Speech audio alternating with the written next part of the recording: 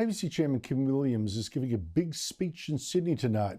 I've been a few times and I've got to say, he has to be one of the loneliest bosses in Australia.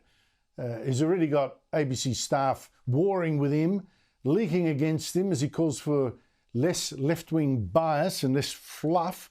On the other hand, Conservatives don't trust him. I mean, you look at all the bias of the ABC in the recent scandals, like ABC somehow doctoring video in a way that made soldier Heston Russell seem a war criminal. Now, personally, I don't actually mind Williams. He's of the left. I know he's married into the Gough-Whitlam family, but I do think he's saying the right things about the need for change at the ABC and is ready for a fight. Although I have to say he's probably pulling his punches and maybe lacks the social skills to get it done. But joining me is Sophie Elsworth, media writer for the Australian newspaper. Sophie, great to see you. Williams is going to give this speech in about 15 minutes. It's embargoed until then, but give us the context, because right now the ABC is being rocked by one controversy after another, almost all of them involving its leftist bias. I've never seen anything like it. Go through it.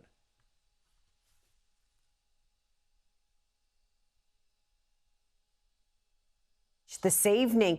But the latest scandal to surround the ABC is obviously the issue with alleged war crimes and the reporting that led to Heston Russell, the former November platoon commander, taking them to court and winning $400,000 in damages for defamation. So now there's obviously the issues with doctored audio in helmet footage from an Afghanistan military operation. This is incredibly serious stuff, Andrew, and has prompted David Anderson, the news boss, who, might I say, has quit and is leaving the ABC in the coming months, to call for an independent investigation. Now, just last week, we had Justin Stevens, the news boss, saying the reporters involved had nothing to do with this doctored audio, well before this investigation was announced or even completed. So this is yet another scandal that is dogging the ABC and obviously puts their trust in disarray from the Australian public. Absolutely. Like I said, I've met Williams and I have no doubt he wants to do the right thing, even if I'd go in harder. I mean, I reckon it's a basket case. What do you think he needs to do? What should he really be saying tonight for a start? Well, the ABC needs to ensure that it is independent.